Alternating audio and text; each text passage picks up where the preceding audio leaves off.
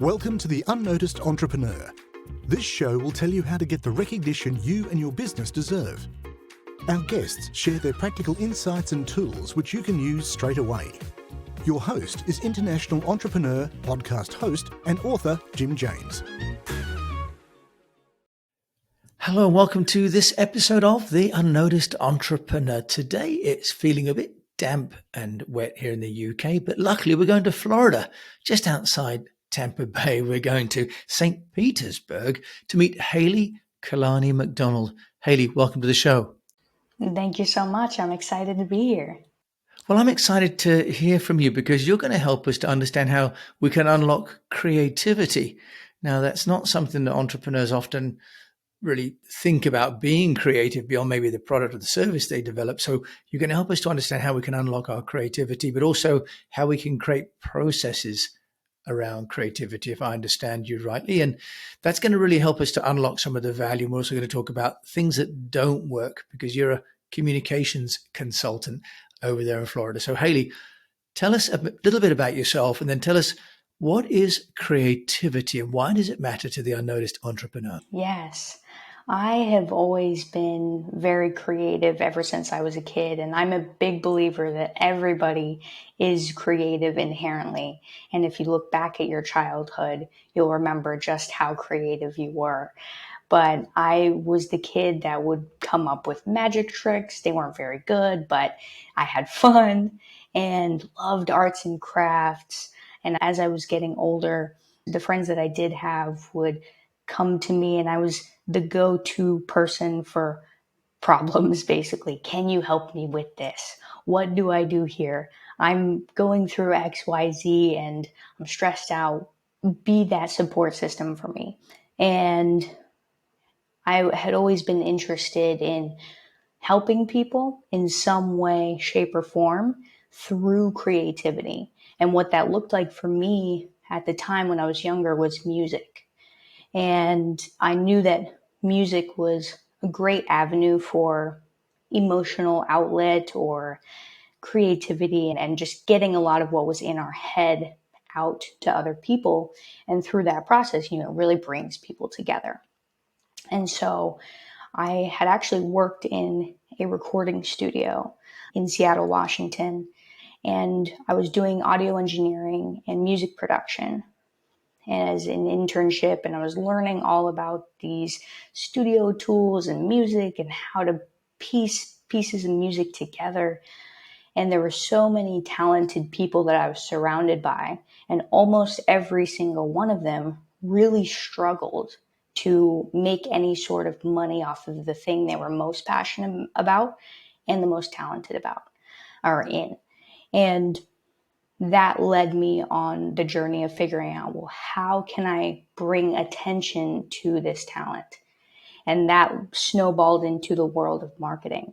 How do we grab attention? How do we write things that are compelling? How do we build a loyal fan base? The psychology behind all of it. And that eventually snowballed into me testing it out with the artists and musicians that were with me or in my circle, so to speak, and helping them with some social media campaigns, their videos, different ideas they could put on there. And the rest is really history after that. Eventually I was like, oh my gosh, I think I can start a business at this point. I've got enough experience doing that. And now I'm more on the consulting side. So I love the story. And I had a job, first of all, working actually in putting equipment into music studios. So I spent a lot of time in big places with beautiful equipment, but also very talented people, as you say, that weren't getting their full rewards. Now, Haylee, though, tell us about creativity. How can an entrepreneur who's pretty stressed with all the other dimensions of running a business inject creativity into their marketing? How can they get headspace for that without just subcontracting it or being kind of tactical? Yeah, I'm a big believer that innovation and creativity are really what drive a business forward and make it truly successful. And for any entrepreneur, even the act of wanting to be an entrepreneur, there's a sense of creative drive in that because you have to solve problems for people. And I believe that really the only way to solve problems is to think creatively. So my definition of creativity is to think differently, to see things from other perspectives that you may not have otherwise seen, to stay curious and to stay open to every possibility, regardless of whether you're going to actually take that idea and run with it or not. And it's really the collaboration process between this divergent thinking on one side, where we're opening ourselves up to all those possibilities, things that we're trying to connect the dots with the certain problems we're solving, and then mixing that divergent thinking with the convergent thinking process, where we now have to pare down what we think may actually be useful to the problem we're solving and start to assign tasks or action plans to those things. Haylee, I love that very articulate description there of creativity, thinking differently. But you've talked about creating this, if you like, list of ideas and then making them into tasks. How do you decide which of those ideas are going to work or are going to be in alignment with the company's vision and which one to walk away from? How do you help your clients do that? Yeah. Before I get into the actual mechanism or system that I use, I think it's important to understand that when we are leveraging creativity, because it's so expansive, we have to have something that actually constrains us. And I think that when we have some constraints, our creativity can be enhanced. So what I do to take teams or people through that process of dwindling down the best ideas and assigning them, to people, to a team, to a project, is we start with all of the ideation process, right? And there's many ways to do this. You could do a mind map, you could do brainstorming. There's this thing called a lightning decision jam.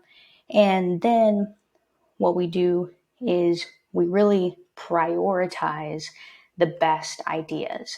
And the way that we prioritize the best ideas is my favorite way, which is basically an impact versus effort scale. So if you think of a graph where we've got impact on one axis and effort on the other, and if you draw a line down the middle and a line horizontally in the middle, you've got these four quadrants. And we want to think of, out of all the ideas we came up with, which one is going to have the highest impact and the lowest effort. And we start one by one with every single idea, putting it on this graph and saying, where would this fit on the impact versus effort? And then we stick it down. So let's say we've got 5 ideas, we put them all in there. And then the ones that have the highest impact, lowest effort, we do first. We assign first.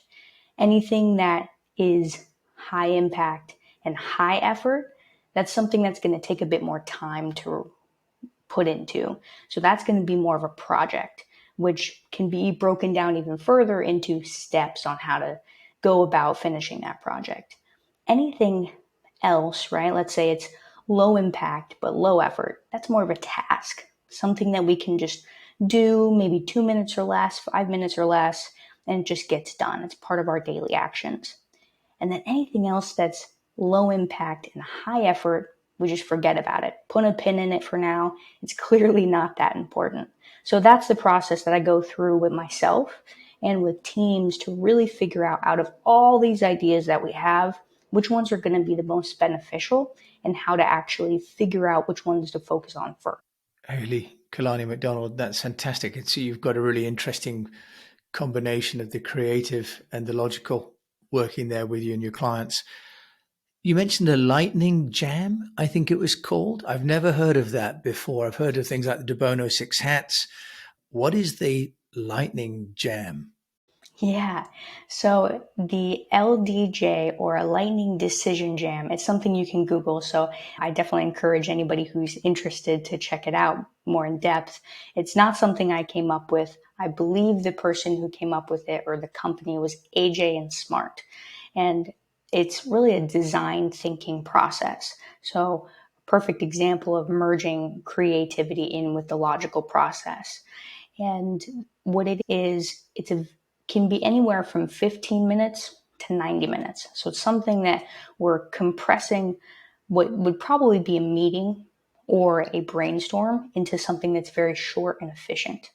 And the process starts by ideating a mass of essentially problems, right? Usually we start with something positive, like what's going well with our project. And for example, let's say it's an advertising campaign, and the advertising campaign is for protein bars. And we're like, okay, they taste good, people are enjoying them, the people are popping off of the shelves because the packaging is great. And then we focus on the challenges or problems, things that are either stressing us out, things that are slowing us down, things that we're unclear about, or anything else that's basically a hurdle that we're trying to push through. And then we take all of those problems and we start to break down, or to really turn them into, I should say, how might we questions. So if the challenge is our social media advertising, we're not getting very much engagement on the protein bar company page. So how might we increase our engagement on our company Instagram? That was an example of how we can turn one of the problems into an how might we statement. And then based off of those, we start to vote. So that whoever's on the team actually starts to vote on the statements or the problems that are most prevalent to the team, meaning what is going to be the most important or impactful when we solve it. And after they vote and we've turned them into those how might we statements, we start coming up with solutions. That's, again, turning it back into that big ideation process. And we start the process all over again. So now that we have a bunch of ideas for the solutions, we vote on the best solutions, and then we shift them into that impact versus effort scale. And we take each of the solutions and put them in there. So that is what the Lightning Decision Jam structure is. And it's really great for, honestly, replacing team meetings. Weekly team meetings, you could turn them into 15-minute LDJs and say, what went really well last week? What do we need to work on this week?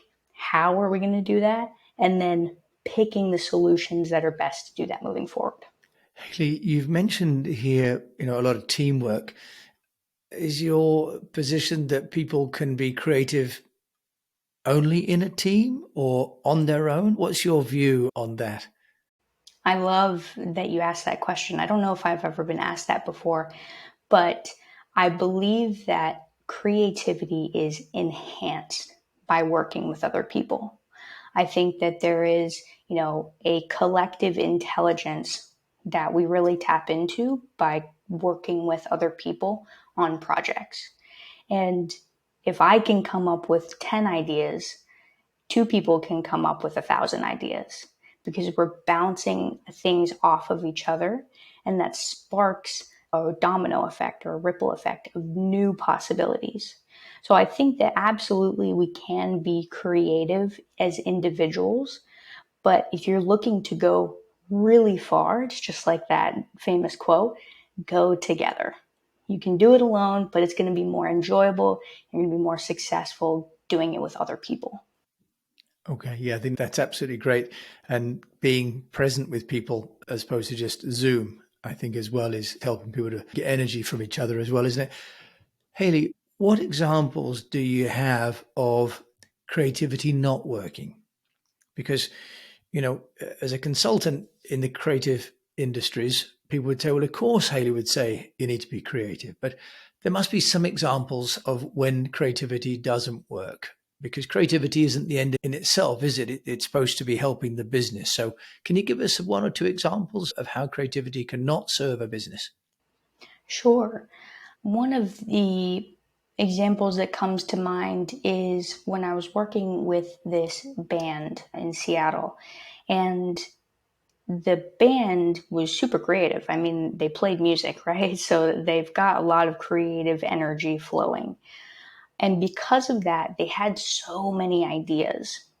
And through their social media, that's what we were working on specifically, was boosting their social media presence and building more engagement and a loyal fan base so people will come to their shows. but they had so many ideas and wanted to implement every single one of them that it actually slowed down the progress and the growth altogether. Because I think the beauty of creativity is that it's so expansive and it leads to so many possibilities. But the downfall of creativity is that if you're not just focusing on one, that all of the other stuff is really just going to fall apart.